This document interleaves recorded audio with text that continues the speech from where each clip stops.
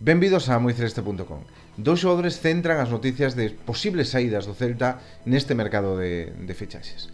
Johnny e Radolla son dous xogadores dos que durante esta semana, ao longo da semana pasada, se falou ou se publicaron certas noticias nas que, se aseguraba que varios equipos estaban dispostos a poñer bastante diñeiro para levarse a estes xogadores, tanto a Johnny como a Radolla.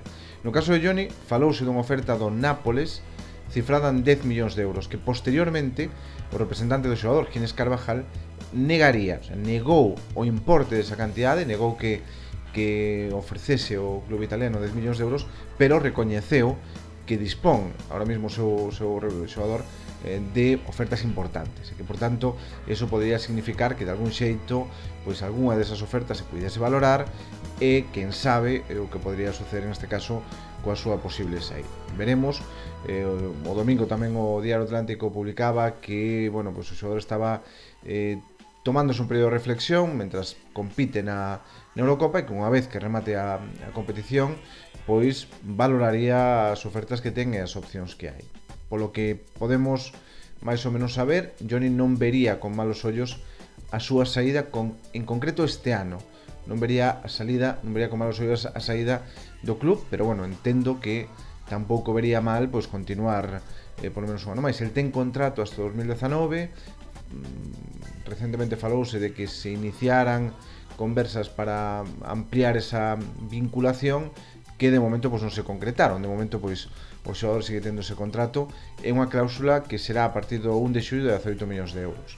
Mentres tanto é de 16, pero xa digo, non lle van a faltar ofertas, e o máis complicado é que chegue unha oferta pola cifra que marca a súa cláusula de rescisión. Eu creo que vai ser casi non sei se decir imposible, pero moi complicado que alguén ofrezca 18 millóns de euros por Johnny, non por nada en concreto, senón porque, é un defensa, creo que non ten mercado suficiente para esa cantidade, pero sí que vai a recibir cantidades importantes, e aí é onde o Celta ten que tamén valorar se as acepta ou non. Iso evidentemente é unha decisión que se terá que tomar en Praza de España, e que en base a eso pois o futuro de Johnny seguirá vinculado ao Celta ou non.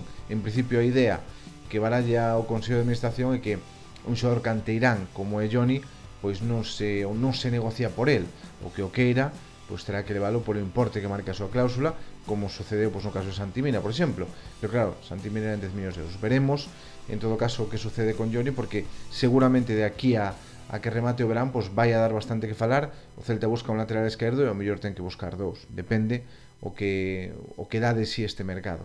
O outro xogador do que tamén se leva falando moito é de Nemanja Radolla. Fixe unha gran tempada, un xogador que ten todas as condicións para convertirse en un xogador apetecible para outros equipos, é dicir, un xogador xoven pero con experiencia. Xa leva máis de 100 partidos xogados no Celta, 100 partidos a alto nivel, o nivel de exigencia que ten a Liga, competicións europeas, que demostrou que talento non lle falta, e, é un xogador sin duda apetecible. Ten unha cláusula ademais bastante baixiña, son 10 millóns de euros. Baixiña, evidentemente, se nos movemos en clubes importantes, clubes que queiran apostar por un xogador como el.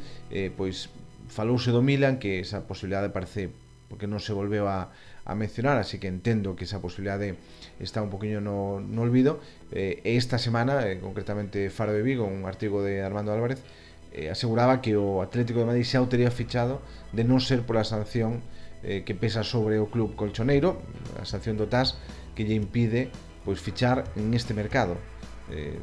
Tería que pode fichar o xogador, pode comprar o xogador, pero non o podería inscribir ata o seguinte mercado, ata o mercado de inverno, non? Hai algunhas operacións que o Atlético ten abertas, se fala de fichar e ceder en outros equipos.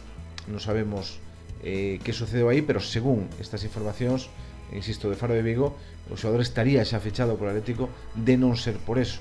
Non sabemos cal é a alternativa, non sabemos que vai facer o Atlético en caso de que finalmente o queira, se son un obstáculo, ou se o pode fichar e despois ceder igualmente. Pero en principio o xogador está aquí, ten unha cláusula moi baixiña, xa digo, 10 millóns de euros é unha cantidade verdadeiramente pequena para o creo que para o potencial que ten o xogador, igual non é difícil que algún equipo importante pois poida gastar esos cartos en Radolla, que igual que Johnny remata contrato o 30 de xunio de 2019, igual que no caso de Johnny, pois hai unhas negociacións abertas, pendentes de que se, bueno, pois de que se cerren, pero non está resultando nada sinxelo.